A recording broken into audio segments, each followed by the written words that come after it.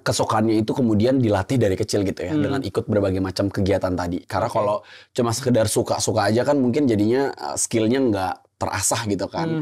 Makanya saya dari kecil udah tahu goalnya itu gitu kan, jadi berusaha untuk konsisten sih, biar kemudian impian itu bisa kecapai. Itu tadi bisa jadi diplomat gitu kan awalnya, gitu kan. Dan kemudian bisa keliling dunia. Makanya banyak kegiatan di luar dari jadi dalam bekerja, dalam berkolaborasi, membuat berbagai inisiatif, saya bakal lihat dan nanya dulu gitu kan, kayak impact apa yang bisa dilakukan atau bisa dibuat dari kerjaan atau kolaborasi ini gitu kan.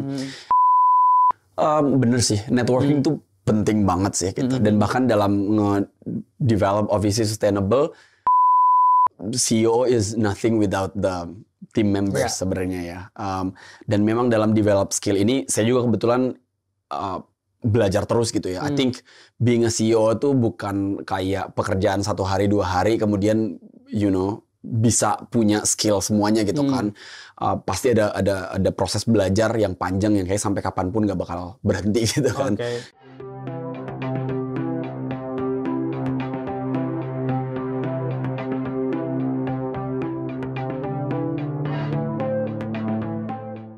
Halo Glips, kembali lagi di TechConfo, podcast seputar update teknologi informasi dan digitalisasi masa kini. Bersama aku lagi, Gary, yang akan memandu ngobrol-ngobrol kita kali ini. Nah, udah nggak terasa kita masuk di episode 5. Di episode sebelumnya kita banyak membicarakan tentang career tips, tentang bisnis, tentang update teknologi, dan juga self-development. Nah, di episode kali 5 ini, kita juga akan membicarakan pembicaraan yang cukup menarik, dengan narasumber yang juga sangat menarik, yang siap membagikan insight-nya kepada kalian semua nih, Glips. Kalau kata peribahasa, tak kenal maka tak sayang. Maka langsung saja kita perkenalkan, di sini ada Kak Reza Bayu Oktavian Arif sebagai CEO dari Obviously Sustainable. Halo Kak. Halo. Ya gimana kabarnya di? Alhamdulillah baik. Alhamdulillah baik ya. Lancar ya perjalanan menuju sini. Lancar. Studio kita. Walaupun tadi agak macet kayak di depan. Agak macet ya di depan. Wajar sih Jakarta, nggak Jakarta kalau nggak macet kayaknya. Benar. Oke, ini mungkin Glips sudah penasaran nih sebenarnya Kak Reza ini siapa gitu. Terus insight apa yang bisa diambil dari Kak Reza? Mungkin langsung saja kepada Kak Reza, persilakan untuk memperkenalkan diri. Siap, terima kasih banyak. Halo Glips, nama gue Reza. Tadi udah dikenalin gitu ya. Kalau gue adalah co-founder dan CEO dari Obviously Sustainable, sebuah startup dan juga social enterprise di bidang sustainability. Kita bakal ngobrol-ngobrol banyak sih tentang startupnya juga dan mungkin topik-topik lain yang menarik. Oke, mungkin nih Glips nih juga cukup penasaran nih gimana sih caranya bisa jadi CEO startup atau gimana prosesnya bisa membangun bisnis gitu. Tapi kita mulai dulu dari pertanyaan paling awal nih. Journey pendidikan, education gitu. Mungkin dari Kak Reza dulu bisa cerita nggak sih atau sharing gitu dulu kuliahnya di mana, sekolahnya gimana gitu. Siap. Jadi gue dulu kebetulan kuliahnya di UGM dan ngambil jurusannya hubungan internasional gitu. Jadi kebetulan memang gue bukan orang Jawa atau orang Jakarta gitu ya. Jadi gue kebetulan asalnya dari Sulawesi Tenggara gitu. Dan makanya ngerantau ke Jogja buat kuliah dulu di UGM. Dan ngambilnya ilmu hubungan internasional. Ilmu hubungan internasional di UGM dan merantau pula gitu. Betul. Jadi mungkin nih Glips yang orang mana tadi Sulawesi ya? Orang Sulawesi Tenggara. Atau orang Kendari mana gitu. Orang Wakatobi gitu ya. Wakatobi. Tahu Wakatobi nggak Mas Gary? Pernah dengar ya. Wah, itu one of the best diving spots in the world. Oh iya, diving. Tapi emang kalau daerah sana terkenal dengan diving ya. Pantai yang cantik gitu ya. Diving. Jadi mungkin kalau misalnya pengen pergi ke sana boleh nih ya jadi referensi untuk traveling gitu. Nah, bicara tentang sekolah atau berkuliah di UGM, pasti kan itu nggak mudah. Apalagi kita mungkin Kak Reza juga dari anak rantau gitu istilahnya ya. Itu gimana tuh bisa memilih UGM, memilih HI untuk sebagai pendidikan gitu? Ya. Jadi kebetulan memang dari kecil punya cita-cita untuk keliling dunia gitu. Jadi makanya dulu awalnya pengen banget jadi diplomat. Nah, makanya pengen masuk HI. Nah, makanya dari awal dulu memang suka juga dengan komunikasi, suka dengan isu-isu global gitu kan. Suka banget kalau ngomongin kebijakan, regulasi gitu kan. Nggak tahu, aneh juga ya kayaknya. Dari kecil suka yang kayak gitu-gitu gitu. Futuristik pemikirannya anak kecil ya. Jadi makanya dulu suka banget ikutin kegiatan semacam debat gitu kan. Lomba kayak cerdas cermat ngomongin regulasi kayak undang-undang gitu kan. Kayak dulu ada ketetapan MPR gitu-gitu. Dan sampai makanya di SMA jadi suka banget ikutin berbagai macam kayak konferensi atau kegiatan ekstrakurikuler juga yang arahnya ke sana gitu. Biar kemudian bisa masuk HI. Nah, makanya dulu ngambil SNMPTN. Kebetulan nyoba SNMPTN undangan dan keterima gitu. Kayaknya kalau tertulis atau mungkin sekarang bilangnya SNBP. SNBP ya. Iya kan ya. Nah, itu mungkin saya nggak lulus. Susah kalau orang daerah, tapi kayaknya kalau ini ya kayak gitu lah. Lebih gede ya. Effortnya lebih gede karena kuotanya juga mungkin nggak banyak gitu kan. Yang keterima waktu seangkatan saya dulu masuk UGM cuma 2 orang. Dari daerah? Dari SMA saya. Total mungkin sekitar kurang dari 10 orang mungkin. Wow, jadi ya effortnya juga gede ya sebenarnya untuk masuk UGM juga ya kayak. Bener banget. Tapi ngomongin masuk HI dan UGM, berarti ini Kak Reza emang udah punya ketertarikan untuk di public speaking, untuk aware dengan isu-isu sosial berarti. Gitu. Betul. Jadi memang kesukaannya itu kemudian dilatih dari kecil gitu ya, dengan ikut berbagai macam kegiatan tadi. Karena kalau cuma sekedar suka-suka aja kan mungkin jadinya skillnya nggak terasah gitu kan. Makanya lomba public speaking tadi semacam debat, storytelling gitu tuh udah diikutin sejak kecil gitu. Dan mungkin punya keberanian untuk berbicara dengan orang lain itu satu hal yang perlu diasah juga. Apalagi mungkin orang daerah gitu kali ya. Kita tuh kadang ngerasa kayak level kemampuan kita mungkin kurang dengan orang-orang yang ada di kota besar gitu kan. Padahal itu mungkin cuma mindset aja. Bisa jadi ternyata kita bahkan jauh lebih knowledgeable gitu kan dengan orang-orang yang ada di luar sana. Ya, tinggal dibuktiin aja sih. Iya, setuju sih dengan let's say stigma itu gitu ya. Mostly orang Indonesia, orang Asia itu terkadang sedikit sulit untuk menyampaikan aspirasi atau pendapatnya gitu. Betul. Cuman berbicara tentang public speaking ini kan sebuah skill yang emang sangat perlu, sangat penting gitu ya. Mungkin di umur segitu nih Kak, saat masih SMA, mungkin gimana sih caranya bisa Kak Reza itu confident gitu buat ngomong atau buat ngasih insight pendapat gitu. Sementara kan kita tahu kayak anak SMA ada juga quote tahu apa sih gitu kan. Itu gimana, apakah ada figur tertentu atau inspirasi gitu untuk bisa mengasah hal tersebut? Sebenarnya sih kalau dari kecil itu memang sering banget yang namanya berlatih sendiri gitu kan. Jadi kayaknya itu sesuatu yang perlu banget dilakukan. Jadi dari dulu kalau setiap mau, bahkan sebelum lomba gitu ya, misalnya kayak lomba debat gitu ya, atau mau ada kegiatan public speaking gitu. Yang saya lakukan adalah dulu selalu belajar depan kaca gitu kan.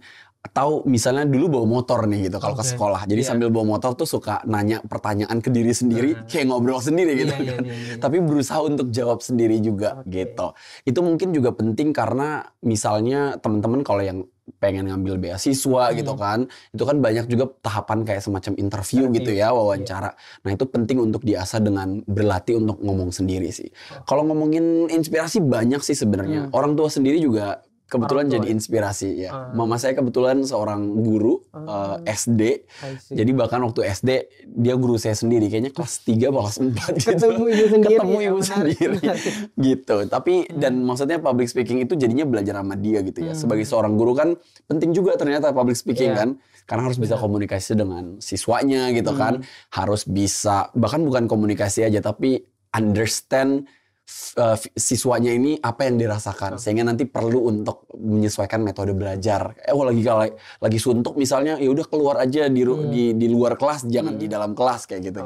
Nah saya belajar dari nyokap sendiri, ibu sendiri untuk hal itu juga salah satunya buat belajar public speaking. Bener. Berarti udah ada internal support lah ya dari ibu sendiri. Alhamdulillah. Untuk mengasah skill tersebut ya kan. Betul. Tapi ya juga jangan menjadi mungkin teman-teman di sana, glifs di sana mungkin belum ada support internal, tapi juga tetap bisa mencari inspirasi lain atau mentor lain dari dari orang lain mungkin Ya. gitu ya. Setuju sih, maksudnya sekarang kesempatannya banyak gitu ya buat belajar dengan adanya juga teknologi pastinya, social media gitu kan. Wah, di YouTube juga banyak banget tuh yang buka sesi dan apa ya, kayak tips and trick gimana caranya bisa mengasah public speaking. Jadi soal kemauannya aja sih. Kalau ada kemauan pasti ada jalan. Biasanya kan gitu ya. Setuju. Niat dan usaha, betul, harus seimbang. Oke, menarik sekali ya, zaman SMA terus masuk ke zaman perkuliahan gitu. Nah, di perkuliahan ini mungkin bisa dibilang pasti skupnya lebih luas, terus kesempatan juga lebih banyak gitu. Gimana nih kehidupan perkuliahan dari Kak Reza sendiri? Ya, kuliah sih menarik ya, karena mungkin karena itu pertama kali juga ngerantau gitu ya, penyesuaiannya cukup banyak gitu, termasuk apa ya, dianggap sebagai minoritas gitu ya, orang daerah biasanya. Kultur shock lumayan kalau shock. Kalau di UGM soalnya kebanyakan orang Jawa dan ngobrolnya juga Jawa. Jadi ada dorongan untuk belajar bahasa Jawa juga sih sebenarnya gitu. Pada saat kuliah karena memang saya dari kecil udah tahu goalnya itu gitu kan, jadi berusaha untuk konsisten sih, biar kemudian impian itu bisa kecapai. Itu tadi bisa jadi diplomat gitu kan awalnya, gitu kan. Dan kemudian bisa keliling dunia. Makanya banyak kegiatan di luar dari kuliah utama di kampus. Kalau kuliah kan di HI itu banyak banget juga yang melibatkan bukan hanya kayak riset ataupun kemudian nulis gitu ya, tapi juga banyak public speaking. Jadi kalau di HI itu ada yang namanya model United Nations misalnya, simulasi MUN, simulasi sidang PBB. Saya ngikutin lumayan banyak sih waktu itu, dari level nasional sampai internasional ya. Ini keren. Alma maternya Mas Gary juga saya ikutin dulu di UI. Ada IMUN dulu namanya, Indonesia Aiman gitu ya, Indonesia MUN. UGM juga punya sendiri. Saya juga sempat ikut dan alhamdulillahnya juara juga dulu di Hong Kong, namanya Hong Kong Joint MUN Conference. Di Korea juga, Korea MUN, sempat ikut Taiman, the European International MUN di Den Haag juga. Dan bahkan sampai ke jadi chairman-nya gitu, yang mimpin sidangnya. Kebetulan diundang sama UNDP dulu, United Nations Development Program di Pakistan, di Lahore, Pakistan.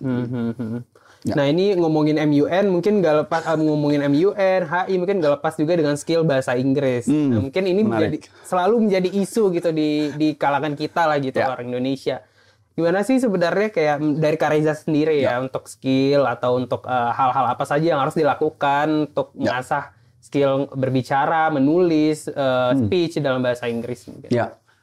Wah, itu journey yang panjang juga ya, betul tadi. Apalagi sebagai seorang orang daerah gitu ya. Kadang kalau di kota besar, bahkan sampai sekarang juga culture-nya cukup mendukung untuk kita bisa belajar bahasa Inggris dengan cepat. Karena ada temennya biar ngobrol bareng gitu kan, bahasa Inggris. Kalau di daerah tuh cukup sulit karena mungkin orang malu gitu ya, dan mungkin nggak berani, dan lain-lain lah, banyak tantangannya. Jadi memang pada saat kuliah cukup kaget. Karena masuk HI itu semua, kayaknya 90% buku dan materinya tuh bahasa Inggris. Mau nggak mau. Jadinya memang lingkungan yang mendorong untuk mau nggak mau belajar. Apalagi mungkin level bahasa Inggris yang mungkin kayak saya miliki dulu gitu ya, dibanding dengan misalnya kayak tataran akademik beda kan. Jadi bahasanya tingkat tinggi, vokabulernya tuh jauh lebih kaya gitu kan. Yang saya lakukan setiap hari adalah bawa kamus. Ini mungkin teman-teman yang di HI atau mungkin yang lain juga yang kuliahnya banyakkan materi bahasa Inggris, kayaknya paham mau tidak mau harus buka kamus. Wajib nyari ini artinya apa gitu kan. Benar-benar setuju. Ya, tapi semuanya proses ya. Untuk kemudian dipelajari dan akhirnya so far bisa gitu untuk kemudian menyesuaikan diri dan sampai sekarang. Dan terus berkembang gitu. Terus berkembang. Sebenarnya juga ada bukan budaya bisa dibilang kayak takut salah gitu. Ketika kita mau berlatih sesuatu, pikirannya udah mikir kayak, aduh kalau salah nih dijudge, aduh kalau salah nih pasti dicemooh gitu. Sebenarnya hal-hal seperti itu tuh gimana tuh Kak? Kalau dari Kak Reza, ada nggak sih perasaan-perasaan kayak gitu? Ya, ada banget sih. Maksudnya itu tuh perasaan yang udah pasti akan muncul. Inevitable ya bahasanya, nggak bisa dipungkirin. Cuma gimana kita bisa manage itu sih sebenarnya gitu kan. Nah, cara saya manage dulu adalah dengan berlatih tadi gitu. Karena kan ketika diasah terus, skillnya kan jadi berkembang gitu ya. Jadi sembari skillnya berkembang, rasa percaya dirinya juga tumbuh gitu. Jadi kemudian jadi lebih percaya diri untuk kemudian bisa tampil. Sama kadang nggak tahu malu dan nggak tahu diri tuh perlu sih sesekali gitu ya. Ya supaya di konteks tertentu ya. Bener, konteks tertentu. Karena itu tuh yang bisa bikin kita jadi gila gitu. Untuk kemudian ya dobrak aja rasa ketakutan itu dan tampil aja dulu gitu. Dulu inget banget waktu masuk HI juga level bahasa Inggrisnya tuh wah jauh banget sih gitu. Karena lagi-lagi di daerah kemudian baru pindah. Walaupun juga dari kecil udah dapat bahasa Inggris, tapi beda lah levelnya gitu. Nah, pada saat masuk itu di awal-awal ikutin MUN itu wah deg-degannya minta ampun. Tapi ya rasa gila tadi dan mengingatkan diri bahwa ada goal yang pengen dicapai. Itu sih yang mungkin penting juga pada akhirnya. Ya motivasi yang dimiliki, terus juga nggak hanya sekedar motivasi tapi ya diinterpretasi ke praktis, latihan. Betul. Dan tadi gitu sebenarnya ya it's okay sebenarnya kita salah gitu, tapi dikoreksi dan next time juga menjadi lebih baik. Betul. Seperti itu. Betul. Sudah berkuliah di UGM, mungkin banyak pengalaman juga di UGM, skill-skill juga terasa, memiliki skill baru. Nah, pekerjaan nih, kita masuk ke karir journey dari Kak Reza nih. Pekerjaan pertama setelah lulus atau mungkin pada saat berkuliah udah bekerja itu apa tuh Kak? Yes, kok bisa menebak gitu ya? Biasanya seperti itu kan? Biasanya gitu, bener sih. Kayaknya trade-nya tuh agak-agak mirip gitu ya. Bener banget, jadi dari zaman kuliah, tadi selain kegiatan yang public speaking gitu ya, MUN, ikut exchange juga. Dari semester berapa ya, 4 atau 5 tuh udah ikut beberapa dosen. Jadi project research, ada kegiatan-kegiatan misalnya ada international students di UGM, biasanya ada programnya gitu. Nah itu saya ikutin juga gitu. Di UGM kebetulan ada yang namanya Office of International Affairs, atau mungkin kalau kebetulan saya dulu di Visipol gitu ya, ada namanya Global Engagement Office. Nah saya kebetulan ikut intern di sana sejak semester 5 apa 6 gitu ya. Dan kemudian dipercayakan untuk jadi semacam program manager lah gitu. Untuk nge-organize beberapa program buat international students.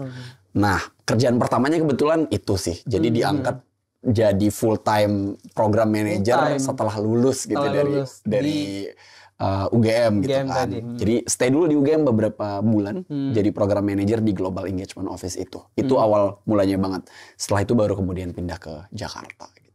Jadi program manager di UGM beberapa bulan, pindah ke Jakarta itu kenapa tuh? Wah, memilih Jakarta gitu, yes. Urban City. Yang pertama udah jelas the city of opportunities ya. Jakarta tempat di mana ya banyak banget kesempatan gitu yang ada ya, namanya juga capital walaupun ntar lagi pindah. Ya. Bukan daerah khusus ibu kota lagi. Bukan daerah, udah resmi ya bulan lalu kalau nggak salah. Jadi memang pengen cari kesempatan yang lebih gitu ya. Dan kebetulan tadi ya karena cita-citanya pengen jadi diplomat, sayangnya pada saat lulus itu tuh moratorium. Jadi Kementerian Luar Negeri itu tutup untuk rekrutmen diplomat pada saat itu. Jadi harus cari cara gimana caranya pivot ke kerjaan berbeda gitu kan. Dulu kebetulan dapat tawaran gitu ya, kesempatan dan dikonekin sama temen juga di sebuah NGO namanya Yayasan Cinta Anak Bangsa atau YCAP Foundation. Sama juga fokusnya jadi program manager atau program specialist untuk program-program pendidikan, economic empowerment, juga isu-isu kepemudaan gitu. Kayak bikin campaign yang juga berkaitan dengan digital literacy dan overall soal gimana caranya bisa menyuarakan isu-isu sosial lah gitu. Itu base-nya di Jakarta. Base-nya di Jakarta. Tetangga ini kayaknya dari studio ini. I see. Deket ya. Tapi ini menarik nih. Tadi yang soal moratorium, keinginan untuk menjadi seorang diplomat yang sudah dibangun mungkin dari kecil, setelah mengetahui fakta, let's say kalau misalnya ternyata ada perubahan. Itu gimana tuh Kak Reza menghadapi pergolakan itu dari goals tadi itu? Iya. Awalnya cukup desperate lah gitu kan. Karena mungkin itu sesuatu yang udah saya build dan tanamkan gitu dari kecil kan. Ternyata tapi menyadari bahwa cita-cita itu bisa berubah gitu. Karena memang itu benar-benar tergantung dengan kebutuhan juga yang ada di lapangan dan fakta bahwa kitanya juga sebagai manusia itu punya interest yang berbeda gitu. Satu hal tapi yang pasti yang saya tetap percaya adalah ya saya bisa jadi diplomat dengan cara berbeda gitu. Jadi it doesn't have to be diplomat mewakili Indonesia secara resmi jadi PNS gitu ya. Tapi juga bisa misalnya dengan cara-cara berbeda. Termasuk makanya saya memilih untuk jalur ke swasta atau privat gitu ya. Kan ada pilihan ya mau ke public sector, ke government gitu kan, atau kemudian ke private sector. Saya rasa sih saya bisa kontribusi lewat jalur private sector tadi gitu. Jadi wadahnya luas ya untuk tetap berkontribusi. Betul, gitu ya. Dengan cara berbeda. Oke. Nah ini berbicara tadi dari NGO di Jakarta, mungkin kalau selanjutnya apa nih karir journey Kak Reza? Mungkin tadi Kak Reza juga sempat mention soal perusahaan tech yang berkaitan dengan tech gitu. Boleh sharing nggak ke kita gitu? Ya, jadi setelah itu tuh memang akhirnya di NGO ini memperkenalkan dengan banyak isu-isu yang berbeda juga, dan ternyata juga akhirnya mulai gabung berbagai komunitas gitu kan, dan sadar bahwa startup lagi booming di Indonesia nih ya kan. Wah zaman itu tuh 2014-15 gitu ya. Kemudian udah mulai banyak Gojek gitu kan, ride hailing company gitu kan, bermunculan lah Tokopedia Commerce gitu kan, dan lain-lain. Jadi kesempatannya ternyata semakin luas. Dan saya kebetulan ditawari kesempatan itu untuk gabung di beberapa lokal startup companies. Yang pertama tuh setelah dari NGO itu pindah ke sebuah edtech startup, dan setelah itu pindah ke fintech startup, dan selanjutnya ke big tech company lah gitu, social networking company based di US juga, sampai sekarang sebenarnya. Di luar dari saya juga tetap tadi ya nge-build my own company startup, obviously sustainable gitu. Itu sih yang kemudian sadar bahwa tadi journey-nya ini menarik karena dengan disambut dengan adanya kesempatan ini ya, startup yang kemudian semakin booming gitu semakin sih. Besar, ya, semakin besar. Mungkin kalau gimana saya share juga apa aja gitu perusahaannya atau boleh ada kita mungkin ngebahas dulu nih, kayak berarti Kak Reza mau nggak mau harus belajar lagi, update knowledge lagi tentang teknologi gitu, tentang IT mungkin.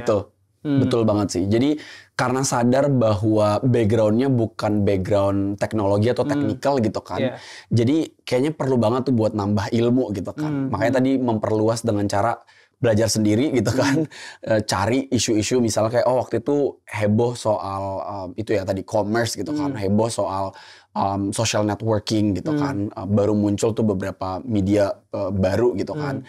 Terus kemudian kedua gabung dengan komunitas berjejaring gitu ya, networking. Dan yang ketiga yang paling penting juga adalah ini ya, melihat gap dari skill yang kita punya sendiri gitu tadi. Nah, gap itu tuh penting karena misalnya gini ya, kalau teman-teman tadi jurusannya komunikasi, hukum gitu ya, atau yang lain gitu ya. Berapa sih jumlah mahasiswa yang lulusan dari jurusan tersebut gitu? Banyak gitu kan. Jadi ya rumusnya adalah gimana caranya ya kalian bisa stand out gitu dari orang-orang itu. Caranya apa ya? Kalau saya sih percayanya kayak T gitu ya. Jadi kadang orang tuh milih doang antara mau jadi generalis apa jadi spesialis. Kalau saya dari dulu selalu nanamin harus dua-duanya. Jadi you can be specializing into one thing gitu kan. Tapi even though on the service you have to know other things. Makanya tadi isu teknologi harus masuk, isu pendidikan masuk, isu kesehatan masuk dan lain-lain. Jadi pada saat ngobrol sama orang juga jadi enak gitu kan. Karena tahu hal-hal berbeda gitu. Jadi ya benar sih, setuju, walaupun kita harus spesialis di satu bidang, tapi bukan berarti kita juga menutup mata dengan bidang-bidang lain gitu tadi sih. Karena ya karir kita nggak tahu aja obrolan gitu kan, biar nyambung istilahnya. Dan menurut knowledge juga nggak terbatas gitu kan, kayak ya engineer harus taunya cuma engineer doang gitu, harus mata soal business development, nggak begitu gitu. Betul. Oke, nah bekerja di startup tentu banyak, mungkin ada sedikit perbedaan dengan perusahaan konvensional biasa. Kalau dari Kak Reza sendiri nih, dari pengalaman sebelumnya, kira-kira apa sih yang dirasain selama bekerja di startup? Menarik. Setuju, startup berbeda dengan yang perusahaan konvensional gitu ya, karena beberapa hal ya yang saya rasain sendiri. Pertama culture ya, culture startup itu jauh lebih fleksibel pastinya dari segi working hours biasanya gitu kan, atau juga mereka banyak yang modelnya tuh remote first, jadi nggak harus masuk kantor gitu kan, ataupun gaya pakaian gitu ya kayak Mas Gary mungkin kan startup ya itu kan, jadi santai aja gitu. Lebih kan. santai ya. Betul. Yang kedua mungkin ways of working, cara kerja ya. Jadi di startup itu jauh lebih agile mungkin ya. Jadi perubahan tuh terjadi bahkan bukan dalam 1-2 bulan, tapi bahkan mungkin hitungan jam. Bisa. Betul, kayak sekarang apa keputusannya yang harus dilakukan gitu kan, tiba-tiba prioritas itu bisa berubah. Dalam 1 atau 2 jam kemudian gitu kan. Jadi memang dituntut untuk kalian yang pengen di startup tuh untuk agile gitu, dan itu yang saya rasain. Yang ketiga itu apa ya, lebih kepada kita lebih ngelihat teknologi itu sebagai apa ya, tool for good gitu. Jadi teknologi itu kalau dari orang awam mungkin ngelihatnya kan bisa jadi banyak apa ya, disadvantages dan kekurangan dan ketakutan gitu ancaman gitu kan. Bener gitu, mungkin ada sisi itu gitu ya. Tapi kalau di startup itu banyak hal yang kemudian bisa kita innovate melalui teknologi, sehingga itu yang penting juga untuk ditanamkan gitu. 3 itu sih mungkin yang saya rasakan selama di startup gitu ya, yang berbeda dengan konvensional. Iya setuju sih, kalau ngomongin startup pasti nggak lepas dari teknologi gitu. Tapi ya teknologi juga sebenarnya bukan ancaman gitu. Sebenarnya dengan teknologi juga bisa let's say nge-boost productivity kita gitu. Betul. Di startup. Mungkin Mas Reza tadi udah mention nih benefit atau mungkin hal-hal apa aja kultur yang dirasakan selama bekerja di startup. Gitu. Sekarang kan startup nih semakin kesini juga semakin booming lah gitu. Kayak semua orang, ya, terutama Gen Z itu berbondong-bondong untuk gimana caranya bisa bekerja di startup. Gitu. Kalau menurut pandangan Mas Reza saat ini gitu, melihat melihat kultur budaya perusahaan startup gitu, kira-kira bagaimana, sebenarnya proper nggak sih sistem kerja seperti ini yang let's say tadi agile, fleksibel gitu diterapkan untuk tetap diterapkan? Kalau ngomongin cocok dan nggak cocok sebenarnya tergantung dengan mungkin misi masing-masing startup ya. Jadi kayaknya itu yang penting ya. Kenapa sih ada startup kan, di idenya adalah democratize gitu kan, dan innovate dengan lebih cepat gitu kan, sehingga makanya tadi culture itu kemudian dibikin berbeda untuk kemudian ya menghilangkan yang namanya birokrasi gitu kan, kemudian biar tetap ada kolaborasi gitu kan, itu yang didorong di dalam startup, sehingga makanya tadi kalau apakah ini sesuai atau tidak mungkin tergantung tadi ya misi sosial atau isu yang pengen di-address oleh startup ini tuh apa sebenarnya. Kalau kemudian proses ini bisa mencapai goal itu nggak apa-apa gitu. Nah mungkin tapi satu hal yang mungkin perlu di-highlight juga ya, mungkin yang ketakutan juga bukan hanya keinginan masuk ke startup, pasti juga ada ketakutan. Apalagi recently banyak banget startup winter gitu ya, tech winter, banyak layoff gitu ya. Wah itu pasti ketakutannya banyak di luar sana gitu bagi mungkin teman-teman tadi mungkin Gen Z yang ingin memilih jalur karir di startup. Yang perlu dipastiin adalah mungkin melihat bagaimana company-nya sejauh ini gitu ya, track record-nya. Dan yang kedua mungkin misinya tadi. Kalau sejalan, tech winter ini bisa jadi ya memang menjadi bagian yang perlu dilakukan gitu kan.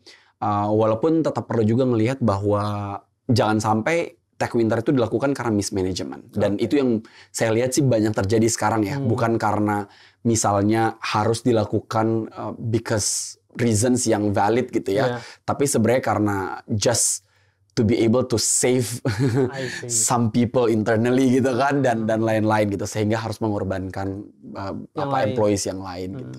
Itu yang perlu diperhatikan sih. Iya sih. Boleh tuh di take a note ya pesan dari Kak Reza tadi. Nah, mungkin ini berkaitan dengan hal itu juga kayak pasti kita bekerja dimanapun ada challenge gitu kan. Let's say di startup tadi pun ada risiko mungkin yang dihadapi. Nah juga di samping kita let's say research tentang company-nya, tapi kita juga harus melakukan melihat ke diri kita lagi, performance kita tuh seperti apa sih di tempat kerja gitu. Nah ini mungkin dari Kak Reza sendiri, value ataupun nilai apa sih yang dipegang selama bekerja ataupun mungkin bekerja di suatu perusahaan atau startup itu tadi? Ini berkaitan sama yang poin terakhir tadi mungkin kali ya. Kalau saya sih dalam menjalankan karir tadi ya, baik itu di awal pada saat saya masuk NGO atau pada saat saya di startups atau bahkan sekarang saya lagi building my own startup juga gitu kan. Value yang saya tanamkan itu adalah bahwa tadi penting untuk melihat misi apa sih yang pengen kita lakukan gitu kan. What is your role dan impact apa yang pengen kamu buat gitu. Karena my indicator of success tuh ya mungkin berbeda-beda setiap orang gitu ya. Kalau saya sendiri ya seberapa besar impact yang bisa saya lakukan gitu buat masyarakat gitu, buat Indonesia gitu kan. Sehingga value itu yang selalu saya tanamkan gitu sih. Jadi dalam bekerja, dalam berkolaborasi, membuat berbagai inisiatif, saya bakal lihat dan nanya dulu gitu kan, kayak impact apa yang bisa dilakukan atau bisa dibuat dari kerjaan atau kolaborasi ini gitu kan. Itu sih mungkin yang penting gitu ya, ngeliatin misi, impact berdasarkan role yang bisa kamu lakukan di situ gitu. Misi, impact, goals gitu. Goals, tujuan, exactly. Karena ya emang sebenarnya kalau tanpa tujuan ya kita juga nggak tahu nih mau kemana gitu ya. Kayak. Ya, mungkin satu hal lagi kali ya, yang paling penting juga, dan ini yang saya pelajari juga ya selama berkarir mungkin lebih dari 10 tahun gitu ya. Soal value yang penting tuh punya komitmen sih. Dan bisa di-trust oleh orang gitu. Kebetulan alhamdulillahnya sih kayak selama karir dari awal tuh jarang banget, atau mungkin nggak ada kali ya, yang saya apply kerjaan. Mostly tuh referral. Jadi bayangkan betapa pentingnya kepercayaan dari orang gitu kan. Sehingga komitmen itu juga penting. Karena banyak tuh kejadian gitu ya ketika misalnya kita nggak komit, jadi nggak profesional kerjanya, lontang-lantung gitu kan.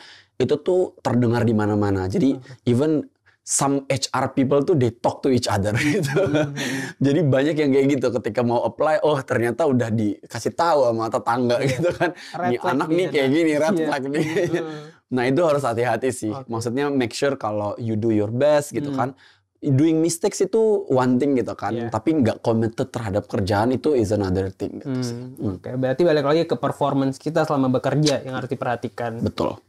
Menarik. Nah, tadi sudah berbicara nih, kita udah dapat insight banyak banget dari Kak Reza terkait kehidupan startup, menjadi karyawan di startup ataupun di NGO tadi ya. Nah, Kak Reza ini kan CEO gitu, founder bukan? Founder juga dari startup juga, obviously sustainable. Nah, kenapa tuh dari bekerja di startup terus memutuskan untuk bangun startup, itu gimana ceritanya tuh? Jadi memang bangun Office Sustainable ini kebetulan mulai dari 2022, tapi idenya tuh udah lama banget. Jadi memang ini juga terinspirasi dari kayak perjalanan, termotivasi dari perjalanan saya gitu kan selama 10 tahun lebih berkarir dan bahkan sejak saya kecil gitu. Idenya sih memang kembali ke soal impact tadi gitu ya. Saya kebetulan karena tadi saya cerita dari daerah gitu ya. One thing yang saya lihat secara langsung dan saya rasakan adalah kualitas pendidikan di Indonesia, yang di Indonesia Timur khususnya, yang saya bisa bilang kalau masih cukup rendah gitu. Dan kebetulan bisa dibuktikan juga karena mama saya guru gitu ya. Terlibat langsung ke dalam sistem Lihat edukasi langsung, kita gitu ya.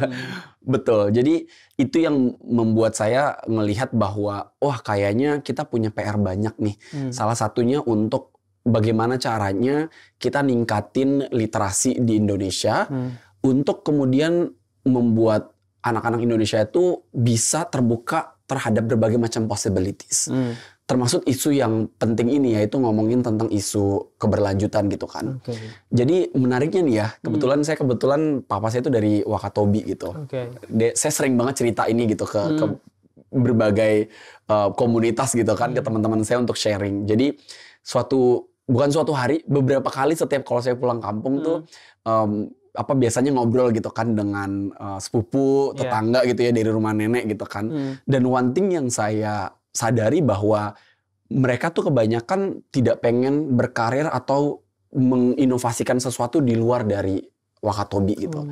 Karena yang mereka lihat sehari-hari cuma dua kebanyakan. Jadi karena keluarga dan tetangga dan lain-lain itu kebanyakan adalah nelayan dan juga bekerja di kebun gitu ya.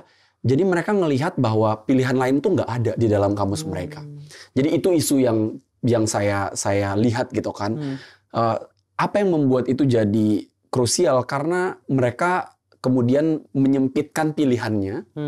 Untuk kemudian nggak melihat bahwa oh bisa loh ternyata kita jadi astronot gitu, bisa loh jadi engineer gitu kan, ada pilihan loh untuk kita jadi presiden gitu kan misalnya, sehingga itu yang jadi sulit ketika kemudian literasi itu terbatas karena mereka tidak ada motivasi dan inspirasi di luar sana karena mungkin pilihannya itu aja gitu.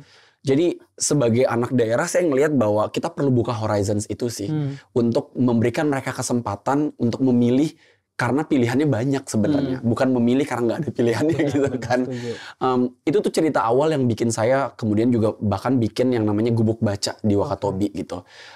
Inisiatif-inisiatif lain, berbagai macam campaign saya lakukan untuk kemudian membantu menyuarakan berbagai isu ini gitu. Nah, salah satunya melalui OVSU Sustainable gitu. Karena saya lihat misalnya di daerah itu bukan hanya ngomongin tentang tadi ya, kalau banyak keluarga saya yang nelayan juga gitu ya. Ini kan soal gimana mereka setiap hari itu bisa dapat ikan terus gitu kan. Faktanya kan nggak selalu. Karena ternyata macam-macam yang terjadi kayak isu kemudian bom ikan, penggunaan tools yang tidak sustainable dan lain-lain gitu kan. Sampai mereka harus mencari ikan jauh dari jarak yang biasanya dekat gitu kan. Dan hingga ke isu-isu misalnya tentang pendidikan tadi gitu. Itu yang membuat saya kayaknya ngerasa bahwa isu keberlanjutan itu memang penting. Bukan karena hanya itu tren sekarang. Tapi karena saya udah rasakan sejak kecil gitu. Karena kalau nggak ada dan kita dorong isu keberlanjutan ini, ya keluarga saya yang di Wakatobi lantas bisa mancing nelayan jadi nelayan di mana gitu kan. Itu sih yang mungkin menjadi motivasi awalnya gitu. Dari concern masa kecil gitu. Betul. Terus menjadilah berproses sampai sekarang gitu. Tapi kan untuk menjadi seorang CEO atau membuat sebuah startup itu kan sebenarnya challenge, proses, let's say juga financial support itu juga nggak gampang, nggak sedikit gitu ya kayak. Terus di titik mana nih sampai ke Reza yakin bakalan buat kita akan menciptakan obviously tadi sustainable tadi untuk menjadi sebuah startup. Apakah memang ada support dari keluarga, teman atau dari mana gitu? Kebetulan memang dengan pengalaman karir tadi gitu ya, kebetulan setelah beberapa local startup saya juga pindah ke beberapa big tech companies gitu kan. Untuk support dari berbagai macam role, termasuk policy program, public policy juga saya support karena tadi saya suka banget isu-isu regulasi, global issues gitu ya. Jadi sebenarnya pengalaman itu bikin saya juga kemudian memberanikan diri untuk mengembangkan OVSU Sustainable. Bukan hanya pengalaman tapi modal. Itu juga dari mungkin bekerja di big tech startup, big tech companies gitu ya. Sehingga kemudian pada saat bikin di awal, yang saya rasa penting untuk dipikirin di luar dari dua tadi juga adalah to find the right partner gitu. Makanya saya sebenarnya nggak sendiri ya. Di sini ada beberapa rekan saya. Ada satu namanya Dio Herdiawan Tobing dan satu lagi Anton Filialus. Dio sama-sama saya base di Jakarta, sedangkan Anton sendiri base-nya di Philippines. Kita ketemu juga dari tahap karir sebelumnya sehingga di big tech itu kemudian kita bersama-sama ngerasa kayaknya kita cocok untuk kemudian ngembangin inisiatif ini gitu. Kebetulan karena konsepnya OVSU Sustainable sendiri sekarang seperti social enterprise juga dan consultancy, jadi memang nggak butuh modal yang signifikan untuk saat ini. Jadi memang kebanyakan kita akan rely terhadap projects dan clients yang kemudian kita dapatkan gitu kan dari klien-klien itu. Tapi memang kedepannya sepertinya akan sangat butuh, makanya kita udah lagi siapin bisnis model yang berbeda dan juga real products yang kemudian mungkin butuh kita pitch ke venture capitalist ataupun angel investors yang ada di luar sana gitu. Hope that will be the next step dari OVSU Sustainable juga sih. That's very good gitu. Jadi jadi idenya udah ada dari lama, terus selama bekerja pun juga udah absorb knowledge gitu mungkin ya, terus juga ketemu partner, menabung untuk membangun startup OVSU Sustainable tadi. Jadi sebenarnya kan kalau misalnya kita ngomong budaya perusahaan startup ini kan kayak udah menjamur let's say gitu. Jadi kayak setiap orang tuh bondong-bondong gimana caranya bisa ngebuat startup gitu. Tapi terkadang ya tadi ada startup winter atau tech winter yang baru bangun berapa bulan collapse gitu loh, hilang gitu. Jadi kayak sebenarnya prosesnya panjang ya, kayak nggak hanya sekedar ide, tapi ya eksekusinya juga harus difikirkan. Betul. Seperti itu. Iya, mungkin penting kali juga ya untuk di-highlight kalau tadi ya dalam konteks of VC sustainable kita tuh nggak butuh modal yang banyak tadi ya, karena memang bisnis modelnya mirip seperti konsultansi gitu ya. Dan itu mungkin penting untuk di-note sama teman-teman sama Glibs juga gitu kan, bahwa kalau pengen ngembangin sebuah inisiatif nggak harus kemudian punya modal besar gitu kan, nggak harus nunggu ada visi yang kemudian funding dan lain-lain gitu ya. Bootstrapping pun memungkinkan kok sebenarnya, as long as you have a mission gitu kan, jelas ada inovasinya, you have the right team untuk kemudian eksekusi, you just gotta do it gitu. Ya, I think itu penting buat dia. Setuju. Jadi you have the right thing ini juga the right teams ini juga cukup menarik gitu. Berarti berkaitan dengan aspek networking gitu kan, gimana kita nge-build pertemanan, relasi dengan orang lain gitu. Nah, dari Kak Reza sendiri gitu, gimana sih caranya Kak Reza bisa bangun atau nge-build networking selama bekerja atau mungkin dulu selama berkuliah gitu sampai sekarang menjadi CEO? Bener sih, networking tuh penting banget sih gitu. Dan bahkan dalam nge-develop OVC Sustainable, to be honest, makanya dengan bisnis model yang seperti tadi dan kita belum ada funding, masih bootstrapping, some of our first clients itu kebanyakan dari network lama gitu, yang kemudian percaya dengan kita gitu kan sebagai tim gitu kan, mungkin kenal saya, kenal beberapa co-founders, kenal tim leadership kita gitu kan, yang kemudian melihat bahwa we have the capacity. Jadi makanya penting sih untuk menjaga dan maintain network tadi. Mungkin beberapa tips mungkin nggak banyak sih ya, karena lebih kepada memberanikan diri untuk keluar, mencari tahu gitu kan, kayak di mana sih kumpulannya like-minded people, bahasanya kan gitu ya, like-minded people. Misalnya, mereka ada di komunitas tertentu, mereka join di mana. Kebetulan saya juga terlibat di gerakan nasional 1000 startup. Kebetulan itu program akselerator dari pemerintah ya, di bawah Kementerian Komunikasi dan Informatika. Saya udah jadi mentor sejak 2017. Nah, di situ juga banyak banget network yang kemudian bisa dibangun karena isinya co-founders gitu kan. Isinya tadi venture capitalist, banyak angel investors juga dan lain-lain gitu. Tapi tadi nggak terbatas di situ, tergantung misinya juga. Misalnya kalau orang-orang yang ngomongin isu-isu keberlanjutan gitu ya, sustainability, di mana sih gitu kan munculnya, just knock their doors gitu kan, dan kenalin diri kalian dan berjejaring gitu kan. Dan nggak harus kemudian misalnya harus ada action itemnya, kayak harus kolaborasi apa gitu kan. Kadang sekedar sharing gitu kan cukup sih. Kadang kita punya chemistry itu ya, kalau misalnya ngobrol sama orang baru kenal terus kayaknya nyambung gitu ya, kayaknya dapat kliknya ya, itu tuh perlu di-maintain gitu sih. Benar-benar tapi juga nggak berlebihan gitu kan, takutnya orang SKSD setuju ya, jadi takut gitu.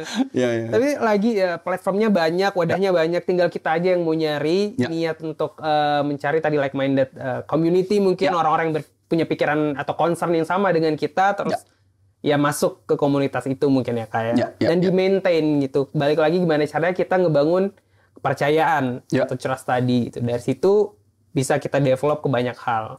Benar. Nah, balik lagi ke sebagai CEO nih, mungkin kalau kita bicara tentang CEO ini kan udah jabatan paling tertinggi di sebuah perusahaan ya. Jadi banyak banget nih mungkin yang dipikirkan gitu. Jadi semua aspek, semua sektor pasti dipikirkan di dalam perusahaan. Kita berbicara tentang bagaimana sih sebenarnya kita atau Kak Reza sendiri bisa manage tim, memanage partner dalam bekerja sebagai CEO gitu. Atau kita ngomongnya simpelnya adalah leadership. Gitu. Mungkin ini juga menjadi satu isu atau skill yang banyak diperbincangkan terutama di komunitas let's say Gen Z gitu. Terkait leadership skill ini gitu. Gimana tuh Kak Reza melihat hal itu? Mungkin walaupun itu jabatan tertinggi mungkin dalam struktur organisasinya gitu ya. Sebenarnya kan CEO is nothing without the team members sebenarnya ya. Dan memang dalam develop skill ini saya juga kebetulan belajar terus gitu ya. I think being a CEO itu bukan kayak pekerjaan 1 hari 2 hari kemudian bisa punya skill semuanya gitu kan. Pasti ada proses belajar yang panjang yang kayak sampai kapanpun gak bakal berhenti gitu kan. Karena juga landscape-nya berubah terus gitu ya. Sehingga mungkin tuntutan menjadi CEO seperti apa tuh akan berubah menurut saya gitu. Kalau saya sendiri sih ngelihatnya memang kebetulan dengan pengalaman saya tadi sebagai program manager dan ngikutin berbagai kegiatan dari dulu tuh, itu sesuatu yang saya pupuk gitu kan dan asah terus.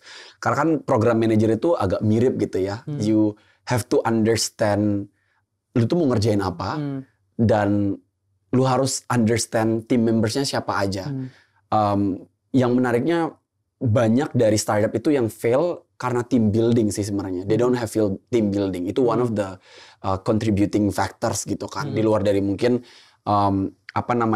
funding dan lain-lain gitu ya, atau mungkin mereka nggak punya product market fit dan lain-lain gitu ya. Team building tuh penting itu sih, sehingga mungkin sebagai CEO jangan kepikiran bahwa you have to have the technical skills gitu, kayak CEO karena dia company-nya misalnya fintech gitu ya, lantas lu harus punya financial management background gitu. I think CEO is like a person yang bisa manage people. They know who their team members are. Bahkan sedetil kayak misalnya cara kerja timnya gitu kan, cara kemudian mereka bisa berkolaborasi gitu kan. Itu adalah hal-hal yang CEO perlu tahu gitu. Nah itu sih mungkin dengan pengalaman tadi sebagai program manager, saya ngerasa itu yang membantu saya untuk sekarang bisa menjadi CEO di Obviously Sustainable gitu kan. Karena leadership style itu di-build udah sejak lama gitu dari pengalaman-pengalaman yang tadi. Yang kedua mungkin leading by examples ya. Itu penting sih. Maksudnya itu sering banget mungkin diulang-ulang gitu ya. Tapi leading by examples ini lebih kepada kalau saya tuh nunjukin bahwa you can go beyond the extra miles. You have grit, alhamdulillahnya orang daerah kadang banyak punya grit gitu ya. Karena kita udah biasa ditempa gitu ya dari kecil gitu ya. Dan you have love in a way kayak ngelihat bahwa team members lu tuh humans gitu kan. Jadi perlu ada interaksi yang meaningful yang selalu dibangun setiap hari sih gitu. Jadi bukan hanya sekedar kayak kerja gitu ya. Nggak hanya gitu aja. Jadi memang kayak informal talks, ngobrol sama mereka di luar jam kerja, kemudian ngajak makan, like nongkrong gitu. Itu tuh penting banget juga sih. I think that's mungkin menurut saya sih soal leadership. Jadi CEO. Bonding tadi ya. Bonding, benar. Ya, jadi kan tapi menarik nih untuk dibicarain terkait dengan manage orang di suatu perusahaan gitu, manage partner, tim dan lain sebagainya gitu. Nah, kalau misal Kak Reza nih sudah berkarir lama, terus juga memutuskan untuk membangun startup gitu. Kalau misal melihat let's say kayak kapasitas pekerja atau mungkin gimana sih sebenarnya pekerja-pekerja kita Indonesia atau orang pekerja-pekerja yang sudah yang berkaitan atau berinteraksi dengan Kak Reza di sebelumnya gitu di Indonesia itu sebenarnya kita udah mumpuni nggak sih untuk atau ada suatu hal kayak kita harus mengurangi ini deh, kita harus menambah aspek ini deh gitu. Itu bagaimana kalau dari pengalaman Kak Reza? Menarik pertanyaannya. Menurut saya sih overall gitu ya, dari mungkin bukan hanya di Obviously Sustainable tapi pengalaman saya mungkin berinteraksi dengan talents gitu ya yang berbeda. Saya percaya banget kalau Indonesian talents tuh mumpuni sih. Karena mungkin kita paham terhadap apa yang kita butuh gitu di negara ini gitu. Misalnya kayak tadi soal isu-isu tuh beneran terjadi di sini. Kalau misalnya startup yang pengen address isu sosial, mostly kita rasain gitu kan. Isu kayak kesenjangan gitu kita rasain. Misalnya kayak Obviously Sustainable, kita pengen address isu sustainability, di Indonesia juga itu relevan banget gitu kan. Sehingga secara relevansi tuh dapat gitu di market ini gitu di Indonesia. Cuma mungkin yang kayaknya perlu dibangun adalah tadi ya soal punya komitmen dan profesionalisme yang kemudian bisa berkontribut terhadap bukan hanya bagaimana membangun company itu, tapi juga terhadap your own self-development. Saya tuh orang yang percaya, jadi makanya dulu kalau di karir tuh dalam proses moving to one to another gitu, saya pastiin tempat ini tuh bisa memberikan kita self-development tadi. Dia misalnya CEO-nya atau your leader, your user tuh orang yang paham terhadap lu tuh butuhnya ngembangin apa aja. Misalnya butuh training, butuh misalnya pelatihan tambahan atau misalnya tadi berjejaring dan lain-lain. Jadi pastikan kalau kita dapat kesempatan itu dalam berkarir. Nah, yang saya mau bilang itu sih bahwa yang kurang adalah kita kadang mungkin ngerasa bahwa bekerja tuh termasuk di startup hanya untuk nyari makan, which is true. I mean, we have to make a living, bener. ya kan? Tapi di luar dari itu tuh ya make sure bahwa you know that you can make an impact, gitu kan? You have a crucial role, gitu kan, untuk membuat sesuatu, mendobrak sesuatu gitu, dan mengembangkan dirimu juga, gitu kan, sebagai employee. Kalau itu tuh ada, saya rasa sih kita bakal jadi jauh daripada talent yang ada sekarang kayak di mungkin kebanyakan kalau ngomongin tech di India gitu kan, China dan some other countries, kalau di Southeast Asia mungkin Singapore gitu kan. Because I believe mereka gitu sih punya mission gitu kan, dan we do gitu, sehingga just show that you can make that impact, you have a commitment to develop yourself, pastinya itu akan triple effect-nya tuh ke company sendiri. Jadi kayak your peers bakal seneng kerja sama you gitu kan, and your boss juga akan suka gitu kan, dan akhirnya ya tadi company-nya bisa jadi grow bareng-bareng gitu. Iya, jadi setuju. Jadi istilahnya perspektifnya diperluas gitu. Kalau bekerja kita kayak benar bekerja untuk mendapatkan gaji, tapi kayak ada loh hal lain, atau kita bisa buat impact, mungkin juga menguntungkan perusahaan, tapi juga nge-develop diri kita sendiri ya kayak. Dan itu lagi-lagi kita yang mencari gitu, kita yang explore hal tersebut ya kayak. Oke, berbicara nih tadi Kak Reza udah banyak banget mention soal obviously sustainable gitu. Nah, mungkin sampai minum lagi. Boleh silakan Kak. Silakan santai. Jadi mungkin kita pengen tahu nih sedikit lebih detail tentang startup yang Kak Reza bangun, obviously sustainable, itu sebenarnya startup yang fokusnya sebenarnya di mana gitu, apa sih concern yang ingin diatasi gitu, goalsnya apa gitu, boleh di-sharing Kak.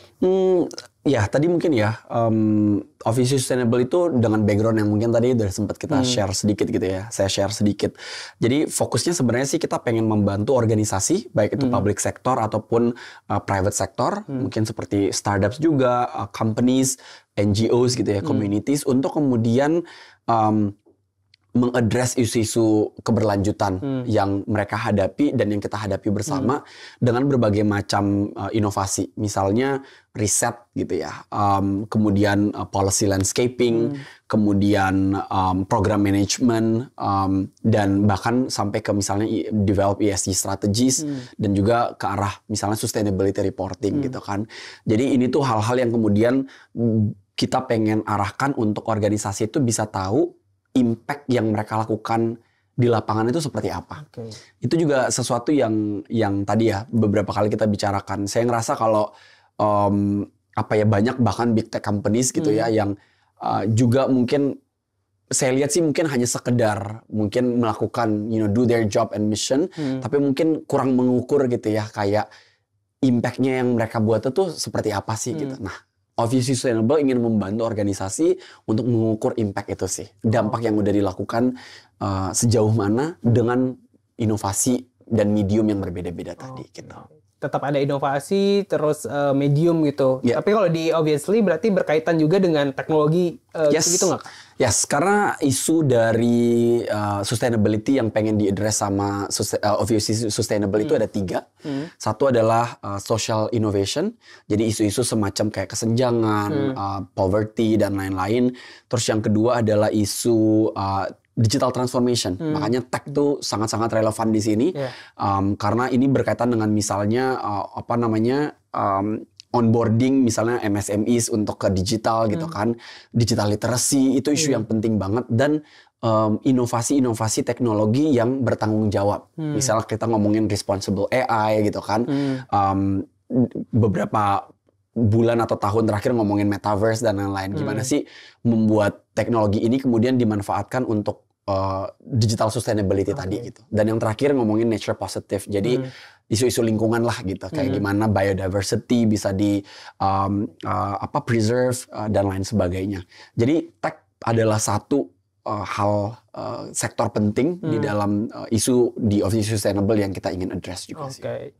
Jadi lagi-lagi tetap ada nih aspek atau integrasi teknologi terhadap proses bisnis, tetap karir yang ingin yang lagi-lagi bisa mempermudah gitu, mempermudah proses kerja, juga output yang dihasilkan juga lebih efektif mungkin ya. Nah, kalau dari Kak Reza sendiri nih, mungkin kita banyak dengar terkait dengan isu-isu tadi sudah kita mention soal ancaman ataupun kerugian yang mungkin ditimbulkan oleh teknologi gitu. Apalagi teknologi bisa dikatakan saat ini udah sangat-sangat jauh, sangat berkembang gitu kayak. Kalau Kak Reza melihat itu seperti apa gitu, apalagi ini Kak Reza di Obviously Sustainable juga sudah melakukan integrasi teknologi tadi. Gitu. Menarik sih tadi ya, makanya di Obviously Sustainable itu kita ngelihat teknologi itu dari berbagai macam angle dan sisi gitu ya. Bukan hanya soal kayak kita ada teknologi digital dan kemudian kita pengen bantu organisasi untuk memanfaatkan teknologi digital tersebut. Tapi di luar daripada itu tadi bagaimana teknologi digital ini bisa dimanfaatkan untuk kemaslahatan bersama gitu ya. Sehingga resiko yang dihadapi juga kemudian perlu dikurangin gitu kan. Ya jadi banyak misalnya program seperti yang kita lakukan, misalnya onboarding MSMEs gitu kan, UMKM di Indonesia untuk misalnya memanfaatkan digital dalam proses akselerator program yang Obviously Sustainable pernah lakukan juga. Ini kebetulan 2023 kita kerjasama dengan Smart Change. Jadi ini program Smart City antara kota Jakarta dan kota Berlin. Jadi biayanya ini fundingnya dari European Commission. Dan ini tuh berkaitan dengan yang tadi sih, untuk gimana ngelihat UMKM tadi memanfaatkan teknologi digital, tapi mengurangi resiko yang ada, tapi bisnisnya kemudian tetap bisa berkembang gitu. Misalnya teknologi itu banyak kalau UMKM itu gunakan buat marketing channel ya. Misalnya memanfaatkan sosial media gitu kan. Ya we can, you name it lah. Instagram, Facebook, TikTok misalnya dan lain-lain gitu. Nah yang mungkin perlu dipahami oleh UMKM ini adalah bahwa misalnya bagaimana sih dalam memanfaatkan data customer gitu kan. Pada saat mereka misalnya ada order gitu kan. Terus mereka kemudian mencatat data customer itu kayak gimana cara ngejaganya. Misalnya pada saat bikin konten gitu kan, kontennya gimana untuk memastikan bahwa itu bukan hoax, bukan misinformation gitu kan. Atau misalnya bagaimana memastikan ketika ada fake order, atau misalnya orang jahat gitu ya, cybercrime dan lain-lain. Nah itu perlu dipastikan di sana gitu, bahwa pemanfaatan teknologi tadi juga perlu mengurangi resiko yang ada, sehingga kemudian bisnis tetap bisa jalan gitu, inovasi tetap ada gitu sih. Lagi-lagi ya tadi pemanfaatan teknologi juga sebenarnya bisa membantu kita untuk mencegah other harms gitu, kemungkinan ancaman mungkin yang lebih besar gitu dengan memanfaatkan teknologi tadi ya kayak. Kalau untuk prospek lagi ke depan nih, obviously apa yang ingin dicapai mungkin ke depannya, atau ada program baru atau ada mission baru gitu. Kebetulan sekarang kita lagi banyak banget project yang berkaitan dengan just energy transition juga. Jadi benar-benar fokus untuk melihat bagaimana sih energi renewable energy itu menjadi masa depan untuk Indonesia dan dunia gitu ya. Tapi ke depannya sebenarnya Obviously Sustainable kita lagi memikirkan untuk mengganti business model, untuk mendevelop tadi yang saya bilang produk yang real dengan memanfaatkan teknologi juga. Kita terinspirasi oleh beberapa mungkin startup di luar sana, baik yang ada di US dan kayaknya di Asia dan Indonesia juga ada gitu ya. Untuk misalnya melihat potensi penggunaan misalnya kayak carbon capture gitu ya, untuk melihat dan mengukur misalnya penggunaan carbon emission gitu kan, dengan adanya bantuan teknologi tadi gitu. Kedepannya kita sedang melihat sih bagaimana produk ini kemudian bisa di develop further, tapi yang pasti dengan misi yang sama gitu ya. Kita pengen membantu organisasi tadi untuk address isu-isu sustainability ini, sehingga kita bisa safeguard our planet dan bisa benefit our society sih. Oke, that's very great missions bisa dibilang ya Glips ya, dari Obviously Sustainable gitu. Semoga lancar project selanjutnya ya Kak ya. Amin.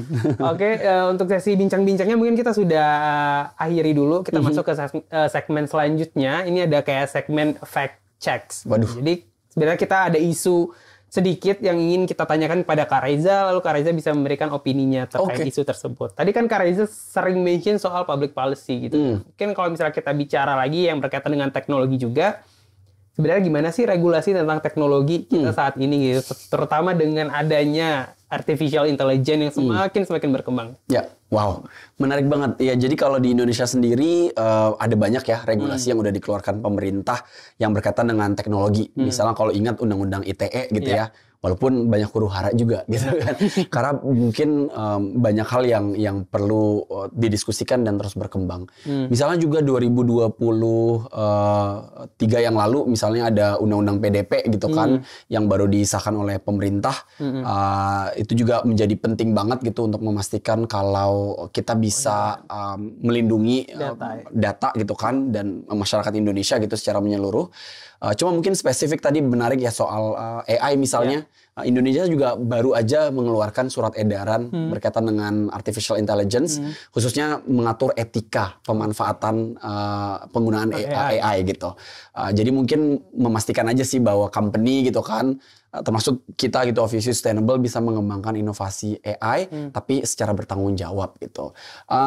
Ya banyak sih yang lain, cuma kemudian ya tergantung ya perspektifnya karena banyak pro kontra juga sih sebenarnya dari regulasi ini gitu. Berarti sudah ada istilah pembicaraan terkait regulasi tentang AI tadi ya, berkaitan dengan etik juga dalam penggunaan AI. Oke, untuk sesi fact check-nya selesai, sudah ditangkap insight dari Kak Reza ya. Kita masuk ke sesi berikutnya yaitu ada quick rapid questions. Jadi kayak simpel aja, kita ngasih 2 opsi ke Kak Reza memilih salah satu dan kenapa. Kita mulai dari yang pertama, LinkedIn or Instagram dan kenapa? LinkedIn. Mungkin saat ini lagi lebih dibutuhkan ya karena mungkin lagi ngembangin startup sendiri, jadi kayaknya butuh professional networking tool dan LinkedIn kayaknya akan bermanfaat. Bermanfaat ya. Tapi Instagram tetap ada. Tetap ada. Buat personal ini aja. Branding. Betul.